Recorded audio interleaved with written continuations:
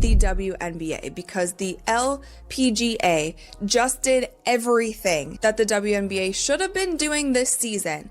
They did it all correct in literally one day. Okay.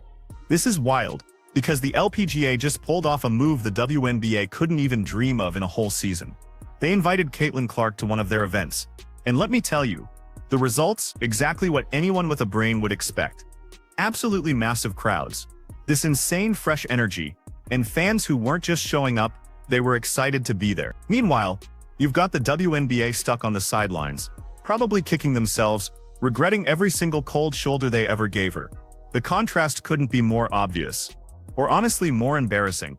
What's your take on this whole mess? Seriously, drop your thoughts in the comments below, because here's the kicker of what actually went down. The LPGA just casually invited Caitlin Clark to participate in one of their tournaments. And honestly, it was the kind of genius move that should have been screamingly obvious to every single women's sports league by now. But apparently common sense just isn't that common. The turnout? Incredible. We're talking crowds that golf tournaments genuinely don't usually see. And the atmosphere was electric. People weren't just there to watch golf. They were there because Caitlin Clark was there. And you know what? The LPGA absolutely loved every single second of it. Pro-Am event originally wasn't even going to be televised, but there were so many fans who were emailing the organization saying, how can we watch Caitlin? Can we come to the event? Can you live stream it? All of these things. And it ended up being put on television. And that was great. Fans were really excited about that. There was so much buzz online. She was trending on Twitter. See, the LPGA understood something absolutely fundamental. Something that seems to completely escape certain other leagues out there. When you've got someone who can bring a whole new wave of eyes to your sport, you don't treat them like some annoying inconvenience. No, you roll out the red carpet, you celebrate them, and you finally recognize that their massive popularity isn't taking anything away from your league. It's adding to it exponentially. The LPGA got this immediately. They welcomed Caitlin with open arms. They praised her presence and they made it crystal clear they valued every single thing she brought to the table. Now, hold up and let's contrast that with how the WNBA has handled Caitlin's meteoric rise to stardom. Honestly, the difference is almost laughable. Where the LPGA saw massive opportunity, the WNBA saw competition. Where golf embraced legions of new fans, basketball just seemed annoyed by them. It's genuinely like watching two completely different playbooks on how to handle success. And let's be real, only one of them makes any logical sense whatsoever. And the LPGA was promoting the crap out of this event. And they also did something really smart by pairing her up with their currently #1 golfer in the world. The LPGA didn't just tolerate Caitlin's appearance, they absolutely championed it. We're talking players like Nelly Korda coming out publicly, praising her, calling her a total breath of fresh air. They openly acknowledged that the crowd she brought was different, younger, more diverse, and they were genuinely thrilled about it. These golf professionals totally understood that if you want to grow your sport, you have to welcome people who might not fit the traditional mold of a golf fan. They saw Caitlin as an ally, someone whose incredible star power could actually lift everyone up in the sport. Quick, non-serious question. How's your jump shot looking these days? It probably needs work. It's probably not that good. Not that good? Yeah, maybe I'll ask Caitlin for some advice, some tips. Next time we'll get together, maybe it'll be on a basketball court. Yeah. What's your hope of maybe a long-term relationship with Caitlin Clark and the LPGA? What do you hope comes from today? I mean, at the end of the day, you know, it's just great for the women's sports.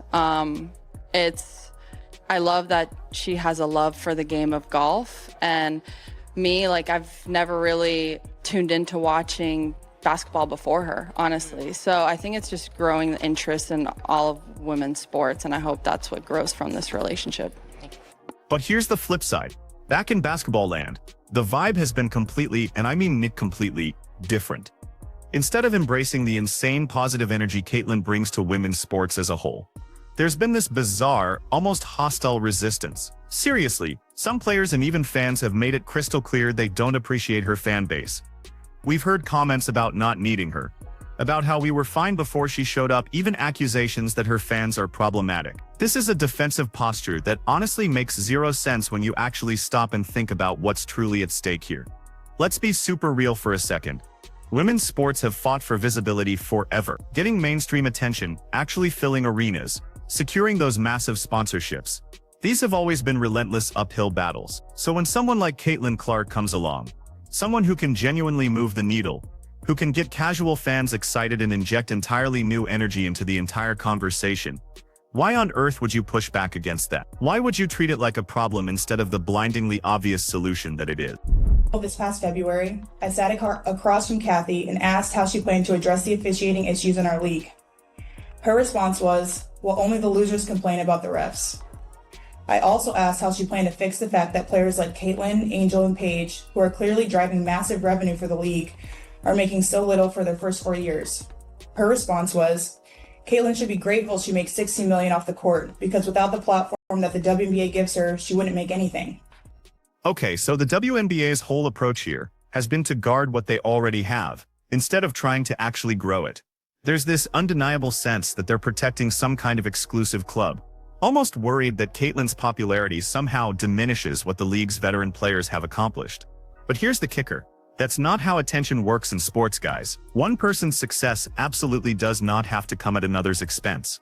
In fact, when you handle it right, genuine star power creates more opportunities for absolutely everyone. You know the saying, a rising tide lifts all boats? But, and this is crucial, you actually have to want the tide to rise. What makes this even more frustrating, and honestly baffling, is that Caitlin herself has been nothing but incredibly supportive of women's sports across the board. She's publicly championed female athletes in totally different leagues, talked about the absolute importance of solidarity and mutual support, and made it crystal clear she wants all women's sports to just succeed. This isn't someone trying to steal the spotlight or diminish anyone else's achievements. This is someone whose genuine love for athletics could have been channeled into something monumentally positive for the entire landscape of women's sport. Just imagine if the WNBA had actually embraced that energy. Imagine if they'd partnered with Caitlin on epic crossover events, massive promotional campaigns, or joint initiatives that truly highlighted the deep, incredible talent across all women's sports. The potential, my friends, was absolutely massive.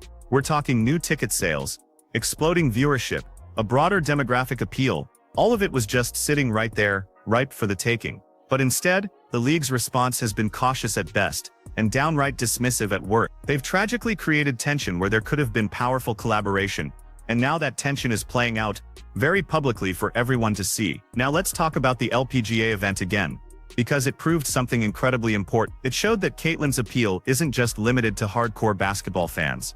People showed up who had probably never watched a full golf tournament in their lives. They stayed for hours. They got engaged with athletes they'd never heard of before, and they genuinely seemed excited to just be there. That's not just some one-time spike in attendance, people.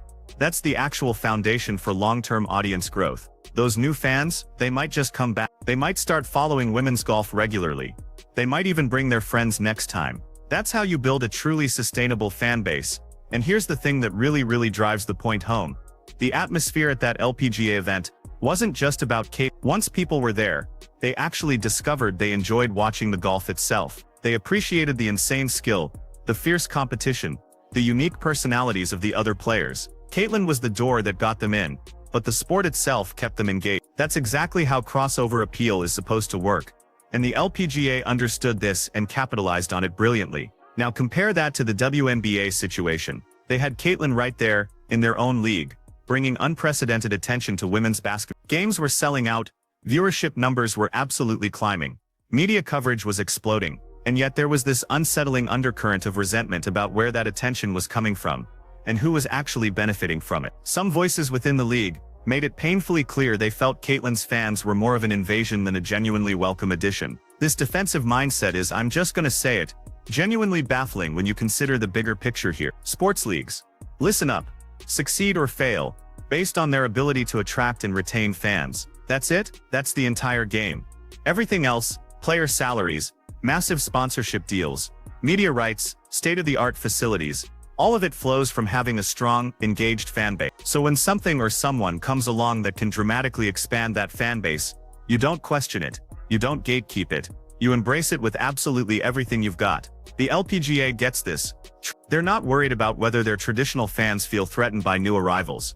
Nope, they're laser focused on growth, on making their sport more relevant, on securing a better, brighter future for women's golf. Their willingness to feature Caitlin Clark shows a level of strategic thinking that honestly should be standard across all women's sports leagues. They're playing the long game, understanding that today's bold, innovative moves are what set up tomorrow's massive success. What's especially telling, to me anyway, is how the two leagues' approaches perfectly reflect their confidence levels. The LPGA's openness suggests they're secure enough in their product to genuinely welcome new attention. They believe their sport can absolutely stand on its own merits, and that more eyes on it will only help it soar. The WNBA's hesitation, on the other hand, strongly suggests a significant lack of that same confidence. It's almost as if they're afraid that new fans might not stick around, or that the attention might somehow expose weaknesses rather than celebrate strengths. But here's the hard truth, the reality. Modern sports fans crave compelling stories. They want personalities they can genuinely connect with. They want reasons to care beyond just the game itself. And guess what? Caitlin Clark provides all of that, and then some. She's got the incredible skills, the undeniable charisma, the authenticity that just draws people in. And she's proven she can do it across different platforms and entirely different sports contexts. That's unbelievably valuable, and any league that recognizes that value is absolutely setting themselves up for unparalleled success. The contrast between these two leagues also highlights wildly different philosophies about what women's sports should be. The LPGA seems to passionately believe that women's sports should be as big, popular, and mainstream as humanly possible. They want to break down every single barrier, attract incredibly diverse audiences, and fiercely compete for attention in the ridiculously crowded sports landscape. The WNBA, at least based on their perplexing response to Caitlin's popularity, seems more focused on maintaining a very specific, almost exclusive identity, even if that means keeping the tent significantly smaller than it could and should be. Oh, and there's a crucial generational element to this that absolutely cannot be ignored. Younger sports fans are just less in traditional league boundaries. They follow athletes across multiple platforms and sports. They want to see their favorite personalities succeed wherever they go. Caitlin's fans are a perfect shining example of this. They followed her from college to the pros, and you know what? They'd follow her to golf events, charity games, international competitions, literally wherever she shows up. That kind of dedicated following is pure gold for any league smart enough to actually tap into it. The WNBA's reluctance to fully embrace this new model of fandom could genuinely hurt them in ways that aren't immediately obvious. Young fans who feel their enthusiasm isn't welcomed might just direct that incredible energy elsewhere. They might become more invested in other leagues or sports where their support is appreciated and celebrated. And once you lose that connection, it's almost impossibly hard to rebuild it. First impressions truly matter, and the impression the WNBA has made on many of Caitlin's fans hasn't exactly been welcoming. Has it? What makes this entire situation even more ironic is that the WNBA desperately needs exactly what Caitlin offered. The league has struggled with attendance and viewership for years. They've worked tirelessly to build their brand and gain respect, but progress has been painfully slow. Then along comes someone who can actually move the needle, who can get people talking and buying tickets and tuning in, and the response is skepticism rather than celebration. It's like being handed exactly what you've been asking for years and then questioning whether you really want it. The LPGA's resounding success with Caitlin should honestly serve as a crystal clear blueprint for all other women's sports leagues out there. It unequivocally shows that being open to new audiences, enthusiastically welcoming crossover appeal, and celebrating star power absolutely pays off. The numbers, my friends, do not lie. That event was a massive success by any metric you want to use. Attendance, engagement, media coverage, social media buzz, all of it absolutely exceeded expectations.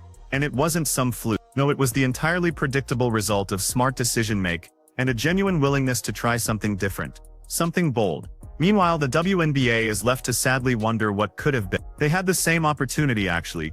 They had an even better one, since Caitlin was literally in their league, playing their sport. But they just couldn't get out of their own way. They couldn't set aside whatever concerns or resentments were holding them back and just wholeheartedly embrace the moment. And now they're watching another league fully benefit from the star power they tragically failed to fully utilize. The lesson here honestly extends far beyond just these two leagues. All of women's sports stands to benefit enormously from collaboration, mutual support, and a true willingness to share the spotlight. When leagues stupidly compete with each other for limited attention, everyone loses, plain and simple. But when they work together, recognize shared interests, and celebrate each other's stars, everyone wins. The LPGA understood this. They saw Caitlin not as some threat to their sports identity, but as an incredible bridge to new possibilities. Looking forward, the divide between these two wildly different approaches will likely become even more apparent. The LPGA can continue building on the incredible momentum from Caitlin's appearance. They can pursue even more crossover events, feature more compelling personalities from other sports,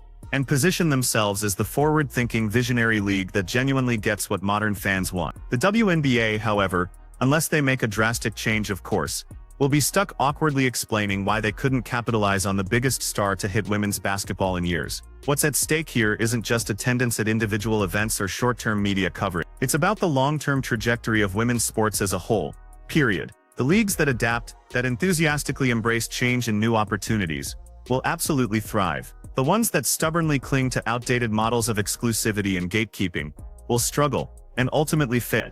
It's truly that simple. And right now, the LPGA is showing they understand exactly which side of that divide they want to be on, while the WNBA is still bewilderingly figuring it out. The saddest part of all this is honestly how completely unnecessary it was. There was never any real conflict between Caitlin's success and the WNBA's success. They could have been mutually reinforcing. Her popularity could have elevated the entire league. Her fans could have become league fans. Her media attention could have created endless opportunities for other players. All of that was completely possible, and some of it still happened, even despite the league's hesitation. But just imagine how much more impactful it could have been with full institutional support and genuine enthusiasm. The LPGA didn't have to imagine, my friends. They lived it. They made the brave choice to welcome Caitlin, and they reaped all the incredible reward. They showed that women's sports leagues don't have to compete with each other for measly scraps of attention. There's more than enough room for everyone to grow, to succeed, to build something bigger and more impactful than what currently exists. But it requires a certain mindset, one that prioritizes opportunity over territory, growth over preservation, and collaboration over competition. The LPGA demonstrated they absolutely have that mindset. The jury, however, is still very much out on the WNBA. The LPGA just gave everyone a masterclass in how to handle a star. And the WNBA, they're probably taking notes they should have written years ago. When you have someone who brings new energy and new fans, you welcome them. You don't question them. If you enjoyed this breakdown, make sure you smash that like button and subscribe for more content on sports and everything in between.